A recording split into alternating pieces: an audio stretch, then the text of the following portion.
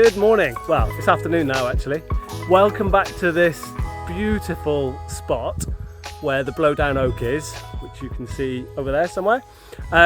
We've been here all morning messing about with some stuff, which I'll show you in a minute.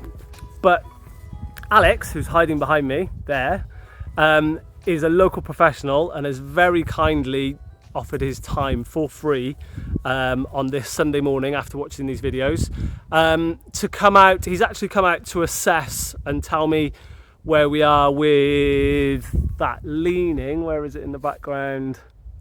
Can't see where it's gone now. Where is it? That big leaning thing in the background, but we're not going to talk about that because the first thing Alex said when he came up was, wow, there's a lot of Ash Dieback here, and I know nothing about nothing. So I was sort of saying, well, how do you know? What are the signs? Because in this area we have a lot of Ash Dieback and a lot of guys cutting down Ash Dieback, and a lot of ash is getting felled because of Ash Dieback. But I wouldn't know it if I sort of fell across it. Or it fell across you. It fell across me, yeah, literally, if it fell across me. So Alex has very kindly agreed to just do a little bit on what Ash Dieback looks like, what it is, why it can be dangerous, and therefore why lots of trees are being felled that have got it. So yeah, let's talk about that. So hi Alex.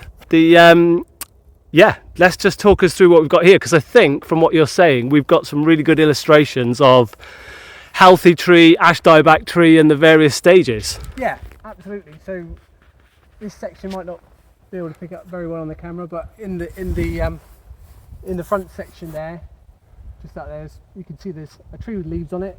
We can identify that as an ash tree, and the tree to the left and the little noodle up through the middle there is an ash as well, but they've obviously got no leaves on.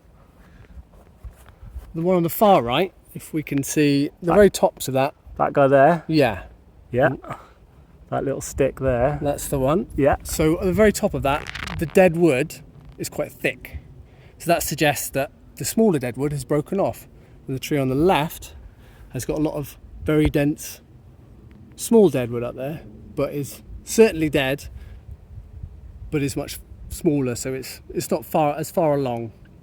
So what we're looking for with Ash Dieback is the epicormic growth that's coming off. You might be able to just catch it on this bottom branch.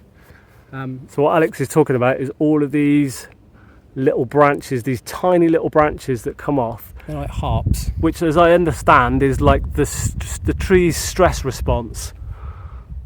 Yeah, yeah, absolutely. So as the tips, so it's called Ash Dieback. So as the tree dies back, the next shoots come out, and then those die back, and you'll see it working its way back along these branches. But what the disease does, the fungi that causes this, it makes the wood incredibly brittle very quickly, which makes it much more difficult to work on. So if you're climbing it or if you're felling it from the ground, you've got a lot of dead wood around you that's very unsafe. And also, if we can't leave it up over footpaths, because then you've got very big, very brittle dead trees over footpaths, which is why you're probably seeing a lot in your areas. Parks, a lot of parklands, or anything public land. That totally explains to me why everywhere around here where there's any public land, where there's any ash trees, they seem to be just felling them straight off, and that's because the wood goes brittle, and it basically means they could fall or be a hazard, or you know. And I think they quickly worked out that because it goes brittle, it's quite advantageous to be proactive about this. Let's get these down while they're still workable, as opposed to leaving them. But it is a real shame. We're losing a lot of the landscape, we're losing a lot of habitat there. But it's par for the course, really, when it comes to importing diseases into the UK. So. No, that's awesome. At least now I know I can spot, well, not just Ash Dieback, but a tree that is in trouble, that isn't very happy. These sort of, because some of the oaks here are doing the same thing, and we've had a look around, and Alex thinks that's probably to do with, you know, they're probably very sheltered. There's a lot of trees in here that just can't get a lot of light. So anytime you see these tiny little shoots going back down a branch, probably means the tree isn't the happiest thing in the world. Yeah. But yeah, interesting that we've got all of that here. I only came down to sort this oak out, and I've learned a lot today about trees and tree care and all of that stuff, disease, and I'm super grateful to Alex for that. He won't want me to say this, but he's based in South Bristol. So if you want any stuff doing in South Bristol, Yeah. give Alex a ring. Yeah. He's got all his climbing tickets and everything. But yeah, it's really interesting looking at. Always look up. It's really interesting, isn't it? But cool. Is there anything else you want to say, Alex? No, I think that covers it quite nicely. Well done. Thank you very much. Right, well, we've run a lot of saws today, so we'll get into that. We've run 500Is and ported 365s, and Alex has made a really cool little 200T. Do you want to talk about your 200T? Yeah, it was a Frankenstein saw. It was just cobbled together from OEM parts. Got a highway cylinder on there and a pop-up. I put the West Coast power port, they call it. It sounds amazing. It sounds good. It's got a Pharmatech carb on it. It's giving me a bit of grief at the minute keeping it in tune, but when it goes well. Really well. We've got some great footage coming up, guys, of it going through some 10-inch oak? Yeah. And it goes through a little 10-inch oak branch like Yeah. you wouldn't believe on a little quarter pitch chain Yeah. with one of those ones with the safeties off. Yeah, unguarded quarter pitch mini from Panther. It's a very, very good chain, holds an edge very well, I must say. Yeah, interesting. Cool. Right, let's get into that. But thank you very much, Alex. Really No worries. appreciate it. Cheers.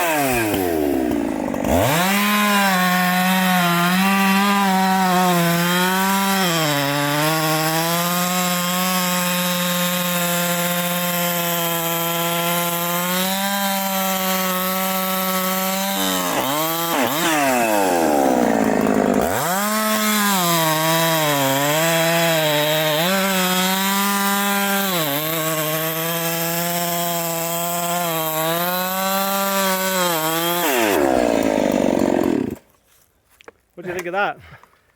Very aggressive. The chain is, Nice. yeah, the rakers are a bit hairy. It does the job. It's very, very, very, very sharp. We're on to our second tank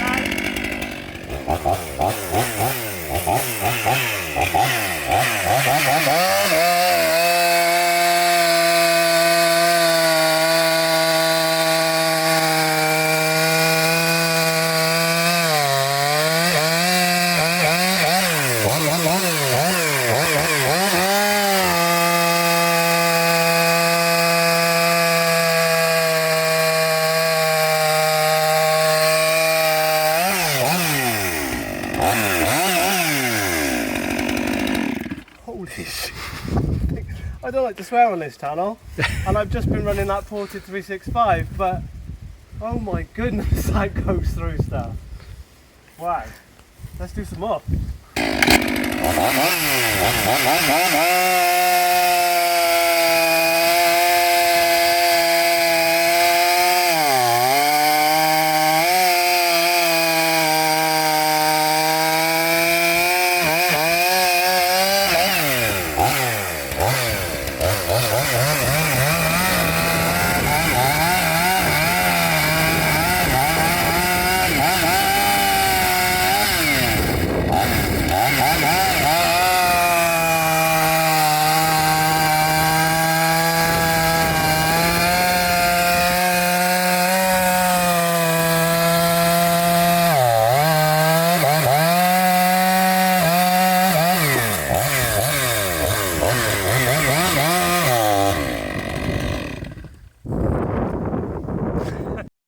Let's see how fast it'll go through the end. How fast? What, sorry? I just wondered how fast that will just go through there. Right, shouldn't it? Yeah, I don't think there's anything on that now.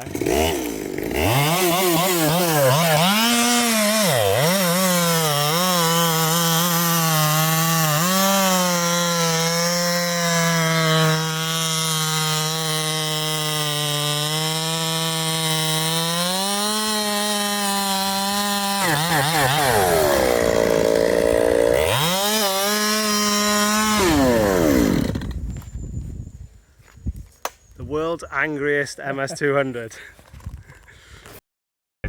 Let's see if Alex can get out. Hope you can, Alex.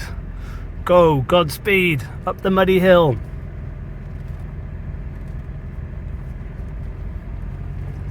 Oh, we got stuck. Oh, we're stuck. Come on, Alex. Come on, Alex.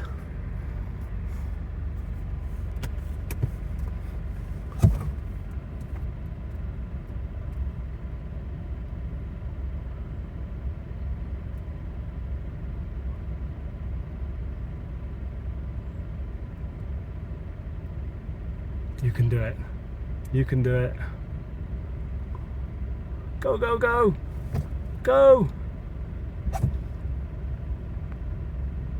That's round the first muddy bit. Is he going to get round the second muddy bit and through the gate? Go, go, go.